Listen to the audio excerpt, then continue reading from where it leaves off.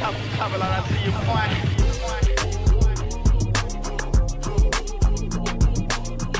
to another episode. I am Dee, and this is the Sussex Set. And like our faves, I hope you're doing well. I appreciate each of you for tuning in. And if this gets out on time, it is a Saturday night, at least where I am. So if you're able to listen live or listen when I first drop the episode, hope you're able to get your wine, get your popcorn like Olivia Pope. And girl, let's chat. Now, you know what I've been thinking about, and I've been thinking about this a lot lately. We might not even be ready for some of the things that Harry and Meghan are about to bestow on us. I mean, the greatness we're about to witness. Like, we know we want them to do well, and we know they are doing well, and we know that people banked on them failing, but they're absolutely refusing to do anything mediocre. Not that I'm surprised by that, but the fact that they do everything so well, and every little thing they do garners attention and it trends in all the relevant places. It's nice to actually get a taste of the magnificence we're about to witness. And I know I'm, hyping them up real good here. But seriously, I noticed that we're seeing the name Archewell more and more in relation to the events that they are doing. They're building their platform. They're creating their circle of influence, and they're rolling out their brand as a family right before our eyes. So I hope you guys are really paying attention and actually enjoying and appreciating what we're getting to see, because it's going to be a work in progress, I'm sure, as anything is, especially when you're Harry and Meghan and there's a whole lot of people rooting for you to fail. So that's to say there's a lot of pressure, but seeing them do it so well and be able to handle it so well, I can't wait until they have their foot on the gas. Like I said, there's a lot of people paying attention, but I'm getting more and more excited every day. Their Royal Highnesses, the Duke and Duchess of Sussex and of Success. They're just getting started, and they both have a lot to say. And that's probably why everything they're doing is so authentic and it feels so rich, because they do have a lot to say, and they're going to say it, titles or not. And speaking of titles, okay, because, let's go ahead and transition. You feel, speaking of titles, some people, and you know who, they won't admit why they really want the titles taken away. They won't admit it, but basically they think whiteness is a prerequisite. And that's point blank, period. Since they won't say it, I'll say it for them, because now they're talking about you got to earn your titles. And as far as I know, ain't nobody ever earned a title. The Queen, the person that gave them the titles, didn't think they needed to do anything to earn them. And you can say what you want about the Queen, but she's the only person who can take them away. That's why people are dropping her name in all of their complaints. And while I don't personally care about the titles, it's not my place to care about them. Those titles belong to two people, and they can only be removed by one. So, dear hater, just because you don't want Harry and Meghan to be referred to as the Duke and Duchess of Sussex doesn't mean the Queen agrees. And we know you feel abandoned by Harry because in your head, he was your man and you're supposed to be the Duchess of Sussex, not the color girl. But if you think the Queen is going to take those titles away from her favorite grandson and his wife, you are smoking more crack than Kate Middleton's uncle. Period poo. So here's a little history lesson. Let me tell y'all a little something about the Duke of Sussex, the original title holder. Augustus Frederick was his name. Now, I ain't gonna sit here and pretend to know everything about him. All right, because to be honest, I didn't know he existed until the royal wedding, right? But just like you, I first learned that he was an abolitionist. And that's cool, but that's not the most interesting thing about him. During his life, he married for love. And the powers that be, you want to know what they did? They delegitimized his marriage because they didn't like who he married. He married a woman by the name of Lady Augusta Murray. And in a secret ceremony in Rome, they became man and wife. Well, someone heard about it. They went to go get him. They brought him back to England. And then later, when both he and Lady Augusta Murray were in England, they got married again in secret. But since the terms of their marriage were considered outside of the Royal Marriages Act of 1772, their marriage was annulled, so that his two children, who were actually born in wedlock, they were deemed illegitimate, and his son couldn't inherit his title, and is why the title died with him when he died. That is until it was resurrected in 2018, when the Queen gave it to Harry, and then as well to Meghan as his wife. Now, this next point is a very important one, and it is that the Duke of Sussex has always been a highly coveted title. So coveted that all of the so-called royal experts thought that the Queen would give one of her sons the title. And when that didn't happen, then it supposedly guaranteed that she would give it to the future King William. Well, that didn't happen either. Because, see, the Duke of Sussex is a very popular figure historically. And in his time, he was seen as a man of the people. Not just in hindsight, but during his lifetime, he was seen as a prince of the people. The people's prince, if you want to say it. A prince of people's hearts. He related to people. He was the favorite uncle to the Queen's favorite queen, who was Queen Victoria. And so it actually makes sense that she gave the title to her favorite grandson. And it's very well known that that is Harry. And the cherry on top is that Harry's wife is a descendant of slaves, and the original Duke of Sussex was an abolitionist. And in his time, he was such a man of the people that he didn't even want a state funeral. And he wanted his final resting place to be among the people, in a cemetery founded as a cemetery for All Souls, which happens to be Kensal Green Cemetery, right in London. So essentially saying, don't put my body behind palace walls, but when I die, place me among the people, because in my life, I never saw myself as better than the average man. And so when you think about it, it's actually fitting that when Harry meets people, he tells them, just call me Harry. Now, I'm not saying that he's the first royal to ever do that, but of course, people are going to naturally address him by the Duke of Sussex. But he is very clear, just call me Harry. In fact, call me Big H if you want to. You love to see it. And the people that he served with when he was in war, the men were very vocal about the fact that they couldn't believe that he wanted to just be called Harry, or that they expected him to want to have special treatment. He says, no, I'm literally like one of y'all. Like, we out here on the front lines. I'm your comrade. That's it. And Harry has lived his life that way. It's not something he just came up with in the last 2 years. And Her Royal Highness Meghan, the Duchess of Sussex, the first to hold the title, she also says, just call me Meghan. And I know this is hard for some of the girls to hear, but they are truly the prince and princess of the people. If we can apply this to modern times. People relate to them. And the Queen had the foresight to see that between her son's heirs, only one of them could wear that title well. And it was Harry, the people's prince. He was called that before he met Meghan and before he had the title. So if y'all think Elizabeth II is going to take away this title just because you want her to, just because you don't want him to have it, because it outshines your faves, just because you don't like that a woman of color holds the title as well, then you clearly have not been paying attention. All you're doing is wasting your breath, because what if I told you the title was always going to belong to Harry and whoever he chose to marry? She probably had that title set aside for Harry before he could walk. And look, all you got to do is use your Googles, girl. It's free. It's free. And the Express got dragged by the world for calling for their titles as well. The congressmen got dragged. You know, you people better take note. That's what will happen. In fact, it'll happen to the entire royal family if they touch those titles. The Queen's not going to touch them.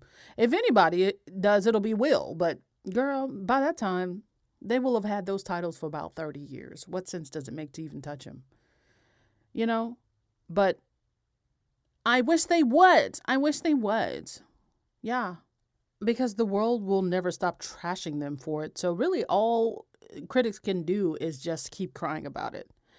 And they love to say that she's done nothing to earn them and, the others have. But my question is, what were they supposed to do to earn them other than get married?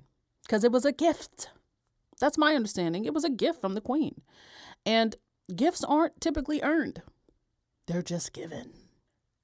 And nobody caused a stink when they first got the titles. All of a sudden it's take the titles back because they're telling people to vote, because they're stating the obvious about structural racism. You don't have to look too far to see evidence of structural racism in Britain. So not only do they not have to earn them, but there's nothing that says they have to do any certain thing in order to keep them. And if that was the case, they've done more than enough. And the rest have done what?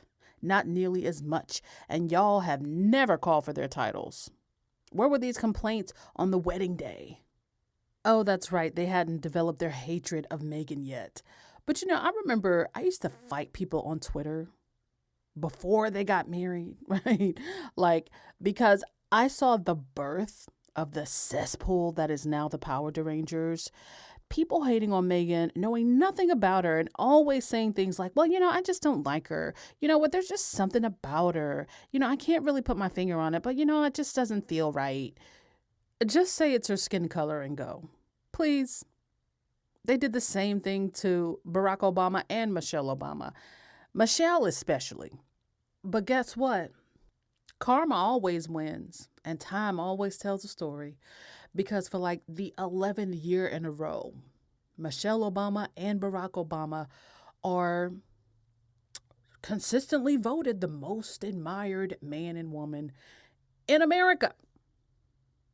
Maybe the world, I don't know, but definitely in America. Consecutively. There hasn't even been 1 year where they haven't been that for the last 11 years. Michelle Obama had the best-selling book when her book dropped. Barack Obama's probably going to have the best-selling book when his book drops. And the same people that led the charge against them, at least politically, they're fighting for their lives in re-election right now. Time will always tell the full story. That's why I'm not worried. But yeah, Meghan didn't have whiteness as a prerequisite, and they'll never admit that is the reason why they want the titles, because that would be admitting the truth behind their hatred, but we all know why. But guess what else, girls?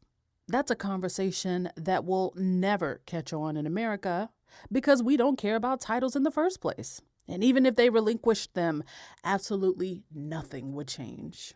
Nothing.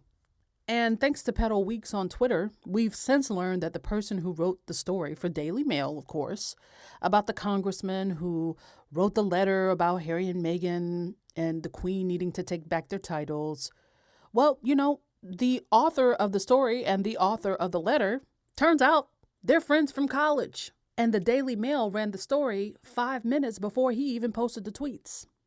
So this congressman, I don't even know his name, he was a pawn and he's made himself look stupid. Dude, you're up for re-election. Don't you have other concerns right now? The concerns of your constituents and not what the Queen is doing. And this is why I believe he was paid. Because again, look who's involved, the Daily Mail.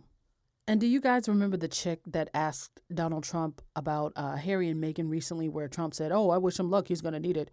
Well, she also worked for the Daily Mail. And so it should become very clear that the Daily Mail really does have it out for Meghan. And they continue to target her, either so she'll drop the suit, or just for fun and for clicks, or both. Probably both. But what I love is how unfazed she is. The tricks these right-wing turds are up to. But it also shows how simple-minded the president is and how low the bar is set for him. That the Daily Mail could ask him a question about someone who he should even be considering at this point, whether it's Prince Harry or Meghan Markle. But see, the Daily Mail is always plotting because they know that Donald Trump will take the bait. There's no way Obama could be president at a podium and somebody asked him that, no matter who they work for. But Donald Trump is the ringleader of this circus, and so they got him. And what happened? Meghan's name was trending instantly in England and over here. But again, it only makes her legend grow. More people who don't really even pay attention to the Sussexes will keep hearing about them and say, well, let me take a closer look. And the vast majority of those people, they love what they find. And they become fans. Sussex Squad becomes bigger and more powerful as well. So I say keep calling for the titles. Because as long as people are scrutinizing what the Sussexes are doing with their titles, they'll look at the others and they'll try to see what they're doing with their titles too. And then they'll make a judgment of who's really earned their titles and who hasn't. Not that they even have to be earned in the first place. And I have a theory. They really don't want Meghan to have that title because Harry's always going to be a prince. They don't want Meghan to have the title because as long as she is a duchess, she is directly compared to Floptina Aguilera, especially with Meghan only getting more popular since leaving England.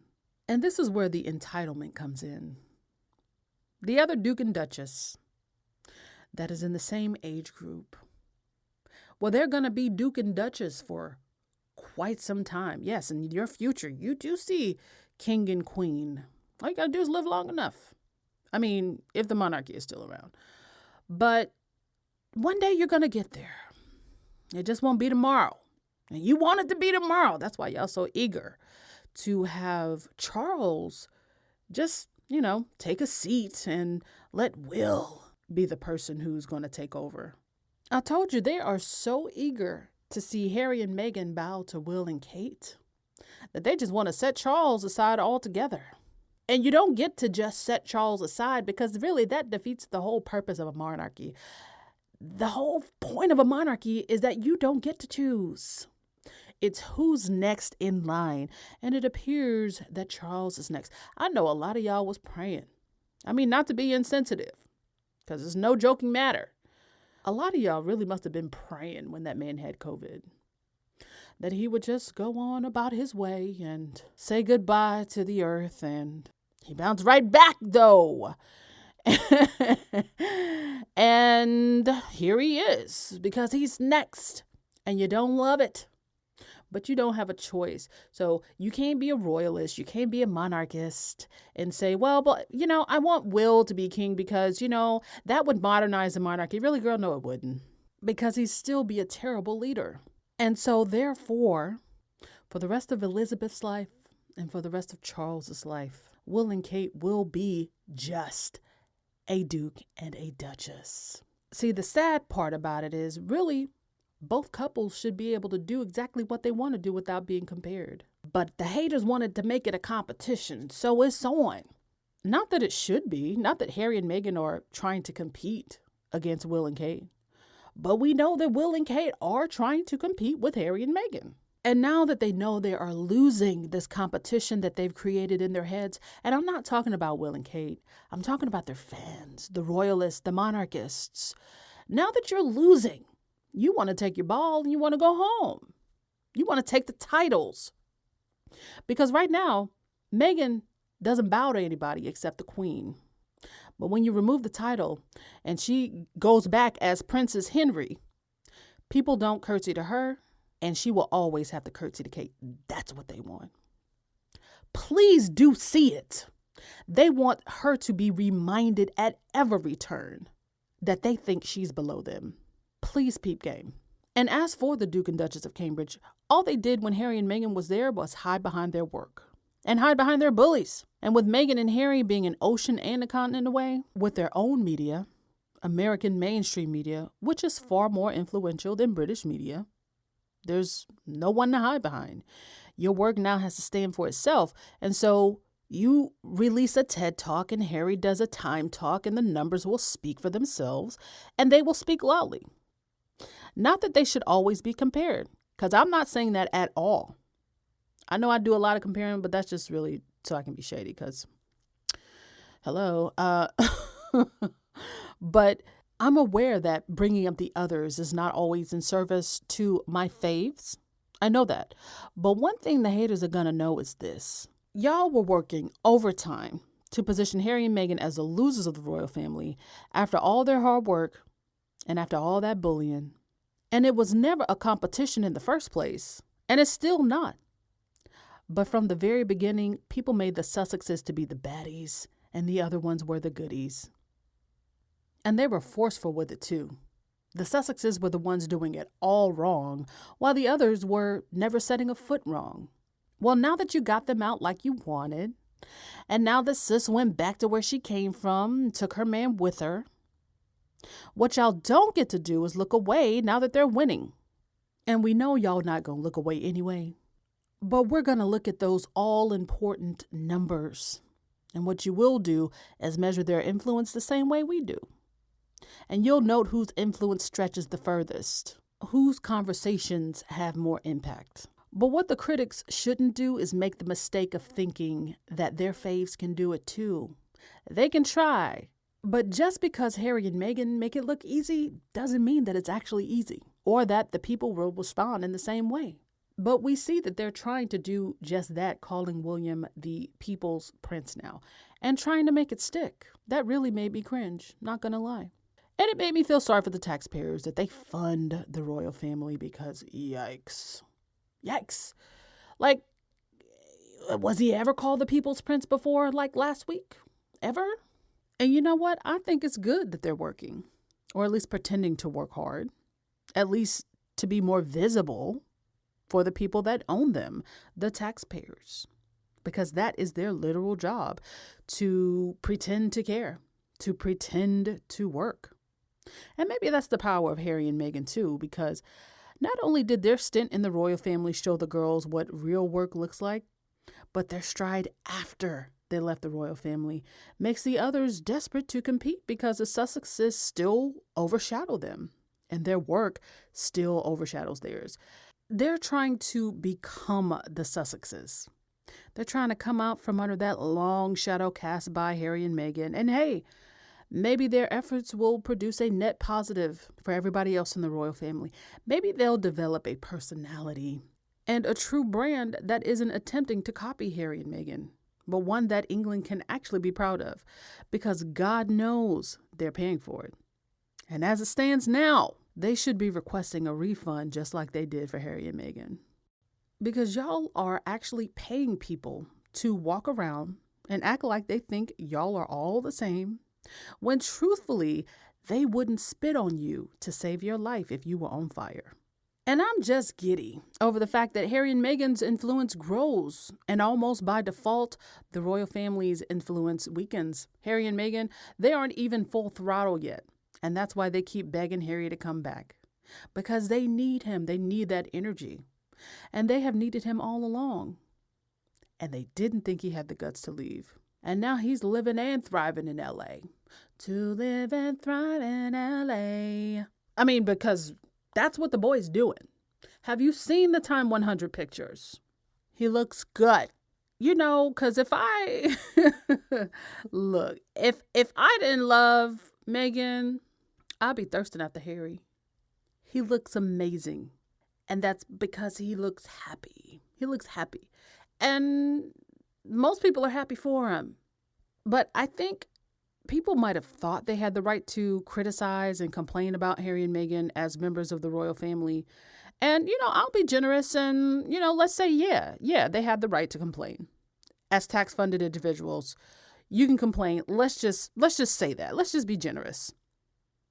But now that the money is literally paid back, now that she's not even in your country, now that he's not even in the country, now that they're not funded by your future king, now that all your wishes have come true after wishing upon that star, you have lost your right to complain. Like, it is official. So you can stop sending death threats. You should stop sending hate mail. You should stop visiting IG pages and YouTube videos that talk about the Sussexes and telling folks how much you hate them. You should stop seeking out the Sussex content altogether. If all you plan to do is complain about them, it makes no sense to let the hate actually eat you alive. It's so toxic. And speaking of hate, one thing I did see, I just can't ignore it. I couldn't ignore it, and I'm just going to mention it here, was that there was a couple of headlines from the Robert Lacey book, or regarding the Robert Lacey book, saying that someone in the palace hated Meghan. Well, that much we know, but it's still jarring to see the words and to have the confirmation.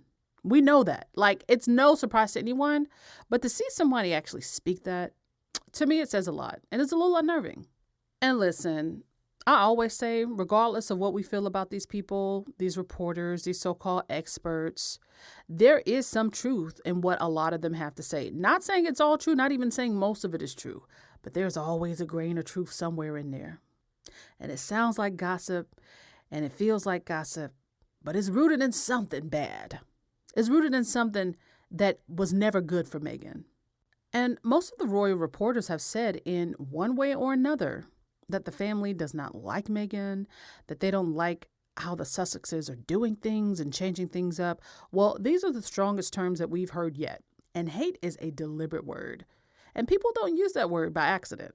Now, of course, the person can't be named, according to Lacey, but hell, you could blindfold somebody and have them throw a dart and it'll land on somebody in the palace that hated Meghan. And I'd put my life on the fact that at least one of those people is a bald-headed philanderer. Probably all of the gray men. Maybe Flop Isha and her mama. Really, it doesn't matter who, because whoever it was, they got what they wanted. They may not realize the joke's on them, but they got what they wished for. But know this, it's all for Meghan's good that she got out of there, because if someone hates you, they'll hurt you. And Harry knows that. I will always protect my family, and now I have a family to protect. So everything that she went through and what happened to her is incredibly raw every single day, and that's not me being paranoid. That's just me not wanting a repeat of the past. And if anybody else knew what I knew, be it a father, be it a husband, be it anyone, you'd probably be doing exactly what I'm doing as well. But it's why I was so relieved when they got their own security. And not to be a conspiracy theorist, because I'm not that at all, but I was relieved. And when they go back to England, whenever that happens to be, they will have their own security detail. And it's not for me to trust or not trust the royal family, but just know that I don't. And speaking of Robert Lacey, he really fooled the girls into believing that his little book was going to make William look like the hero. Well, it turns out he made the good sis look like the petulant child he is. But not only that, but much of the good, positive aspects of his reputation came at Harry's expense. It's what I mentioned in the last episode. They used him. They had him do the heavy lifting while they sat in the background doing nothing but laughing at the boy, taking all of his ideas, passing them off as their own. Well, joke's on you, boo, because you can't hide behind Harry anymore. And when you fail, as you appear to be doing, you can only blame yourself. That's one thing you can do. But the other thing you can do is watch all these wins pile up. And they're racking them up quite quickly. Harry and Meghan have done more in a couple of years than some of these royals have done for their whole careers. Like literally whole careers. At least their peers. And they're continuing to do all the things. Starting with the podcast, Teenager Therapy. How great was that? And I swear, that podcast was like warm milk. I don't even drink warm milk, but something about it, probably around Christmas time or, in autumn. It just feels like it's just what the soul needs, And I feel like that's what that podcast was. And congrats to the host of that podcast, because in just a few days, that video, which was really an audio, became their first video to have more than 1 million views. And I think before that, they were averaging like 3,000 or 4,000 video views per video. And they got 1 million views on the video with Harry and Meghan. But don't get it twisted, though, because they still get 100,000 downloads for every podcast across all podcast platforms. So they're eating. And they should be eating. That's incredible, because it's an incredible podcast. But I'm sure their YouTube channel is going to get more traction, because people tend to listen on whatever is their preferred platform. And YouTube is the preferred platform for a lot of people. But they get a lot of downloads And people are listening. Don't forget, Harry and Meghan first heard about them after a profile of the podcast, I believe in New York Times Magazine. And I told y'all the haters wouldn't be able to help themselves because one of the hosts, and I'm sure you've heard this by now, but one of the hosts took to Twitter and said, "Not people hating on Harry and Meghan in our comments. Here's the link to get you some help because you need some mental health coaching. Use this link, one of our sponsors. I'm trying to help you because you're crazy." And I did see a lot of people saying, well, just ignore it. That's what they do. And that was probably the best thing to do. But remember, these are teenagers and social media is actually their territory, like natively. They have never lived in a time where the internet was not a thing. And on top of that, they host a successful podcast and they're in high school. And I would have been surprised if they actually didn't say anything or even make mention of it. But imagine being a middle-aged minivan driving meemaw fixing your mouth to come at a group of teenagers who probably make more money than you do. Truthfully, it's sad, but I definitely don't want the goodness of this podcast appearance to get lost in the sauce, But what I loved about the conversation was how honest and authentic it was. And whenever we look back on it or whenever they look back on it, it'll be like a time capsule, because we're in a quarantine. This is such a unique time. And, in the pictures, they all wore masks and much of the conversation was about how mental health is impacted and how the pandemic is presenting all of these new challenges to mental health. They're spending their senior year in quarantine, for God's sake. So talking about social isolation at a time when you're really supposed to be very, very social and the impacts that that's having. And Meghan also shared with us the extent to which she felt socially isolated and how social media can outright drain people and drown them in toxicity. And she also mentioned how, she was actually the most trolled person in 2019 on the internet while pregnant and while on maternity leave. And we all saw that. But again, numbers don't lie. And I'm sure the data backs that up. Even in her legal documents, she says hundreds of thousands of articles were written about her. And that fact alone, just knowing that she was really the most trolled person on the internet in 2019, that makes my blood boil for her. And honestly, I can't even think about it too long because I could do a whole podcast on that one topic. But she spoke about how she was targeted and how it was barely survivable. Oh my God, it's so gut-wrenching to even hear that phrase because how many people would not have survived that? We saw what happened with Carolyn Flack. And Meghan has since said in another interview that she didn't read the comments or, run the Sussex Royal page, but we saw how she was trolled and targeted even on her own page by some of these same people. And I love that Harry chimed in and said, well, a lot of you fools are projecting. Y'all are hurting and you need to go outside and get some fresh air. Get off the internet. But the larger point being that what we are consuming is affecting us. And as Meghan mentioned in her Second Fortune interview, it's affecting us in the same way that a substance might affect a person who's addicted to it. And when you're consuming something that's toxic, it corrodes your insides. And we're really talking about your mind here. And to be honest, it is helpful to step away. And if you can't do that, or if you won't do that, surround yourself with positive voices, not toxicity. And they also spoke about the importance of keeping your mind calm and checking in with others, but also checking in with yourself. Harry said he meditates regularly. Love that. I don't know if he ever did or, when he started it, but everybody knows that meditation is really good for your brain. It's good for your brain and it even impacts how the rest of your day goes. I'm going to get serious about it. I think I've been saying that to myself for the last 5 years. I've been saying that. I've literally been saying that. But it's just so hard.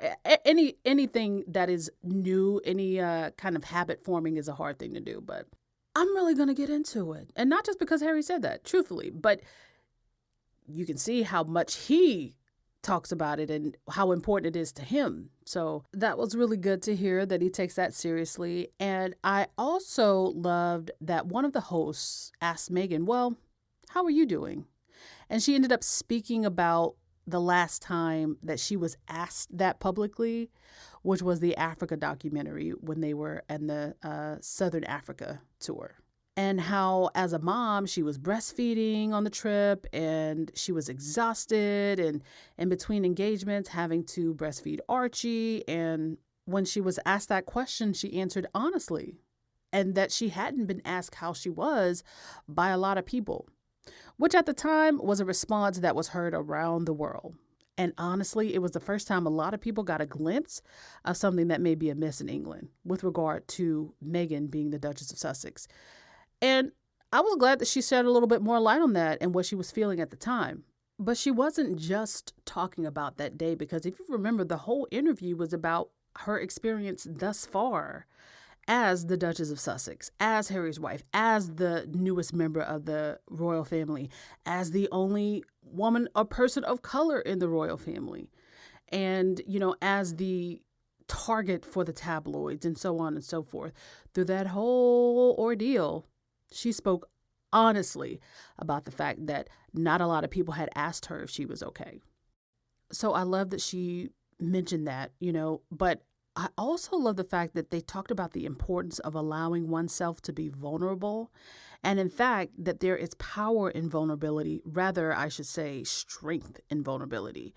And how important it is for boys and men to realize and embrace that notion, because we all think, well, it's just best to keep it to myself, or you don't want to feel like you're a burden to somebody else, or to load all of your issues onto someone else. Or worse, we think that we're strong enough to carry it on our own, or that, it'll go away if we just ignore it, never acknowledging what we're feeling. And I just think it's so important for young folks to know the importance of opening up and allowing the people you love to help you carry a burden. But the way that Meghan framed it, helping the listener frame it in a way that the person they're asking to help them with something doesn't feel overwhelmed by the request. It was a very important tool, and it was very appropriate to share in the context of the conversation. So, I just thought it was an emotionally intelligent conversation that people of all ages can relate to, especially teenagers and young people.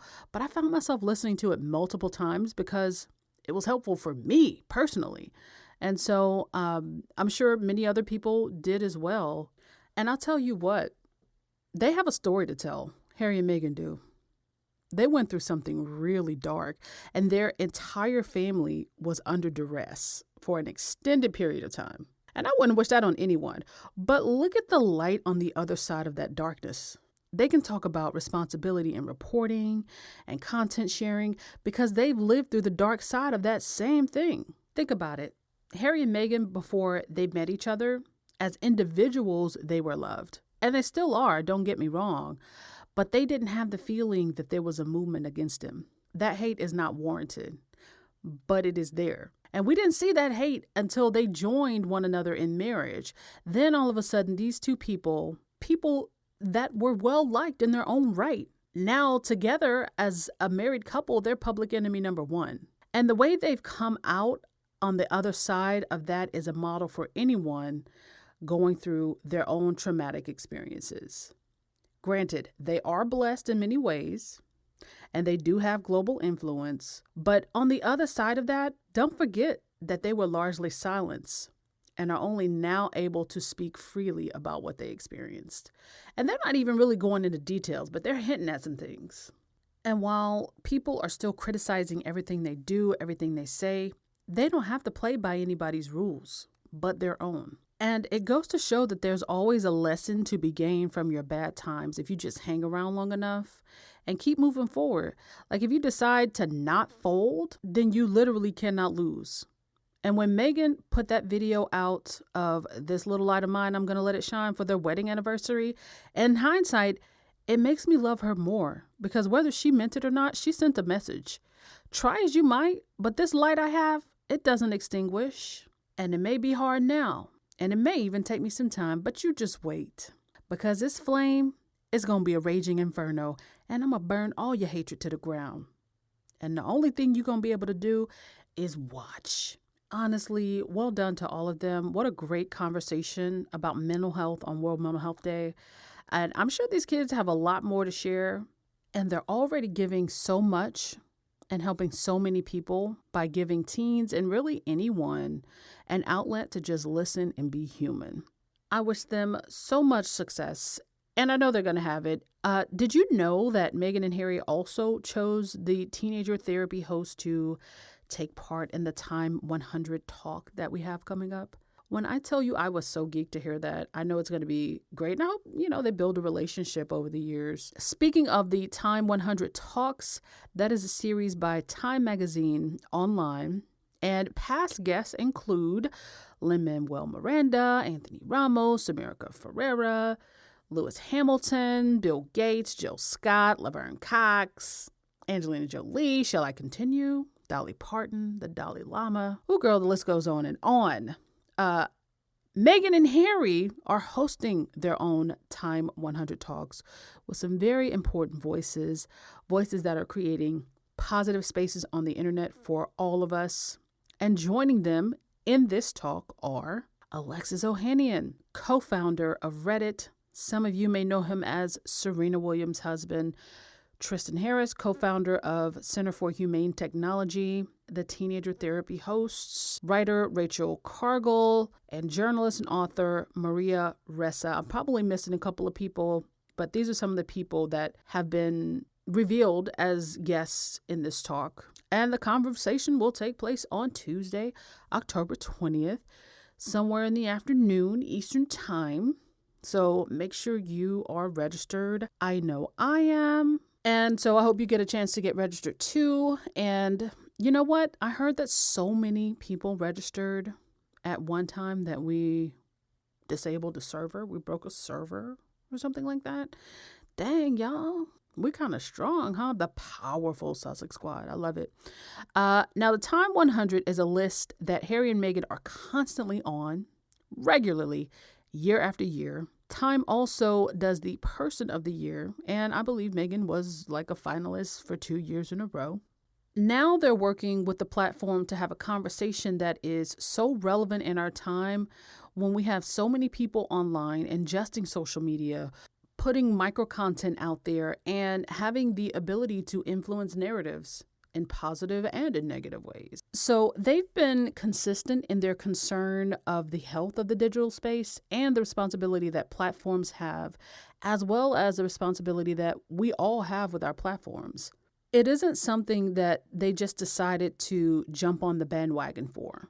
They're talking about it, yes, but they've been living it, and they're using their influence to convince young people to be more responsible netizens too. What is a netizen? It's an internet citizen. A person who uses the internet. That's literally all it is. But if you can hear my voice, if you own a Twitter or an Instagram handle, you are a netizen. So please make sure you tune in. That is on Tuesday, October 20th. And based on past convos of the Time 100 talks, I'm expecting this one to be at least an hour long, which has me so excited. Just the thought of it. So make sure you tune in and tweet all about it. Oh, and did you guys hear? Harry and Meghan's secret admirers are still trying to convince the folks that they are, let me check my notes here, that they're irrelevant. When are they going to learn that that dog just doesn't bite? That dog's just a little puppy dog. He just wants pats on the head and for you to rub his belly every once in a while. That's it. He's not going to bite. It's not going to catch on. Saying about their regular virtual appearances of late, quote, it's not coming across well and they are fast becoming a bit irrelevant, especially when you're seeing the Cambridges and Prince Charles speaking about massive global issues like this. The Earthshot Prize and whatever Charles has going on that he's been having going on for like the last 40 or 50 years. By the way, the girls are kind of heated with Will for talking about climate change because I think the girls think it's a hoax or something like that. People on the right don't tend to believe or want people to speak out about climate change. They come across as liberals, et cetera, et cetera.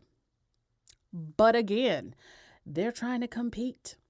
I mean, you can't care about climate if a whole 747 was flown empty on your behalf so you can do a photo op with your kids on the tarmac and things like that. But Harry and Meghan flew private, blah, blah, blah, blah, blah, sure. But again, they're not your concern anymore. But see, this is what I mean when I say, I agree. It's not a competition, but the publications that tend to want to use Harry and Meghan to promote the other royals by putting Harry and Meghan down, they seem to want to make it a competition. But in doing so, they don't realize that they're not embarrassing Harry and Meghan. We already know you don't like them. We already know you're trying to get other people to dislike them. But what they're doing is they're embarrassing the futures and the future futures. How many times have Harry and Meghan gone irrelevant? Apparently, Meghan was irrelevant before the marriage. Then, let's see, she was supposed to go irrelevant a few months after she got married. Then it was, okay, so after the Oceania tour, she's going to be irrelevant. Okay, well, that's after the birth. After she gives birth and then she goes on maternity leave, then she's going to be irrelevant. And then they're just going to fade away into the country and raise their kid. Then it was after the news that Charles wanted to slim down monarchy because, of course, they'll be irrelevant because they're not in the slim down monarchy. Then it was, okay, well, after they go back to America, they won't even be over here. So it's obscurity and irrelevance for you, Meghan and Harry. And now they've become irrelevant again. Listen, beloved. Next month, it's going to be a full year that they've been out of the country. Around Thanksgiving, in fact. Remember that 6-week break that turned into the real exit? January was just the announcement. And how many times are they going to recycle this headline? It must be a very popular headline for these tabloids because it seems to be their favorite. And how can they become irrelevant when they're always being talked about by these same tabloids? See, because people who are irrelevant don't usually get talked about. But Meghan has a full-fledged tab devoted to her on their website. And you'd think they give that honor to Will and Kate. The ones they said were doing the important work. But what you're really mad about, and I know you'll never admit it, but you're mad about the fact that Meghan refuses to crawl into that hole you wanted her to crawl into. And you hate the fact that she didn't let you change how she saw herself. And you hate that the world media remains interested in what she has to say. And she has an even more influential media promoting her work and not tearing her down. England loves to act as if the world beyond their shores simply does not exist. Well, the fact that you see Meghan all over the internet and all over your television every time she does an interview, it reminds you of a few things. It reminds you of what you lost. It reminds you of the duds that you still have left behind. And she continues to remind you that you bet against the wrong one. And y'all don't really want to compare numbers, do you? Because let me be petty. On the same day that the teenager podcast YouTube video dropped, William also dropped the video about his big project, the Earth Prize, Earthshot Prize, girl, whatever. The idea he stole from the other environmental prize that existed for literal years before his did. Anyway, he convinced Ted to let him do a talk. Let him make a video where he is pretending to care about the environment. And as he sits next to his little tree, he's reading his monologue because he's an actor. Well, anyway, his video and the audio for teenager therapy were released on YouTube on the same day. Well, as it stands, at the time of this recording, William's video has 96,000 views. And that's not bad by any standards, It's pretty good. It's almost 100K. But as I mentioned before, the teenage therapy audio, not even video, currently has 1.3 million views, and they both say the videos were released 6 days ago. Same day, same format, same platform, same global audience. Don't do it to yourselves. You're trying to convince yourself of something that not even you believe. Y'all can't sell a single story about the other royals without mentioning Harry and Meghan's name first. And yes, I know it annoys some that I even mention it at all, but I find it hilarious just because of how delusional it all is, and it's obsessive even. But it also shows the power of the Sussexes, because all they're doing is drawing people to Harry and Meghan, even more people, and making them, you guessed it, more relevant. So an article about Meghan's shirt gets more retweets than a full-blown story about the copy machine prize. Matter of fact, the people that Harry and Meghan promote end up getting more attention than the other royals. But I guess that's the key mark of delusion. You ignore the facts that are right in front of your face. That's sad. But to be honest, it's pleasing me and my homegirls.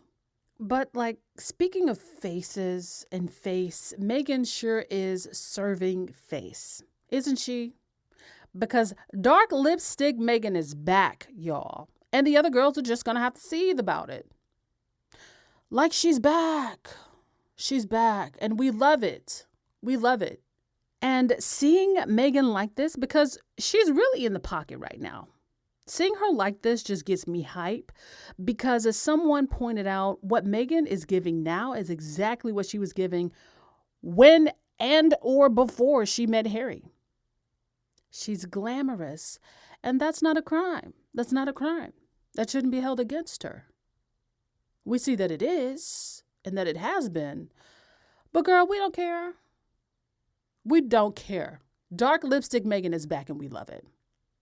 So she tried it the royal way, wearing her hair down all the time, or most times. And when she did that, they said that she was wearing hair extensions.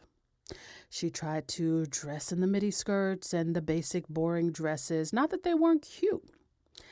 Not that it wasn't a look, because my girl still has style,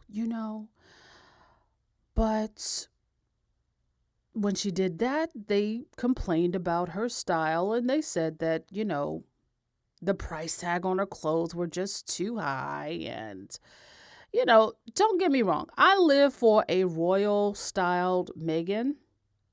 She has some major style moments in that particular context, but no thanks. Because when you look back, knowing what we know now, you can see that she was stifled to a degree. Call it protocol, call it whatever, but no thanks. And remember when Meghan showed up to the British Fashion Awards and she basically broke the internet? The one-shoulder velvet dress, slick back hair, and the black nail polish. They called her vulgar. How stupid was that? They called her vulgar. A pregnant woman vulgar. Even though there are countless examples of other royal women dressing similarly. The way they treated that woman, least of all for her fashion choices, is unreal.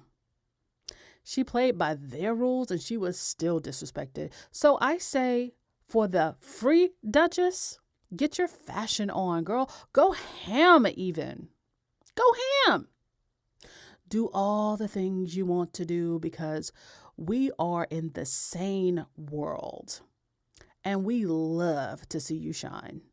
And I gotta say, my favorite quarantine look so far has been the Gloria Steinem interview with the pinstripe pants and the hat and, just the plain white tee. But I also love the Malala interview look.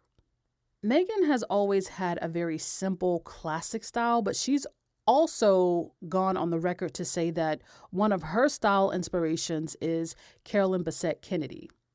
And really, when you look at Carolyn Bessette Kennedy's pictures, street style, all of that, you can kind of see that.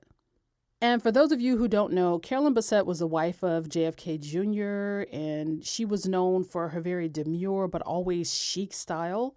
She was in her own right a fashion icon during her time, and she had more of a timeless style.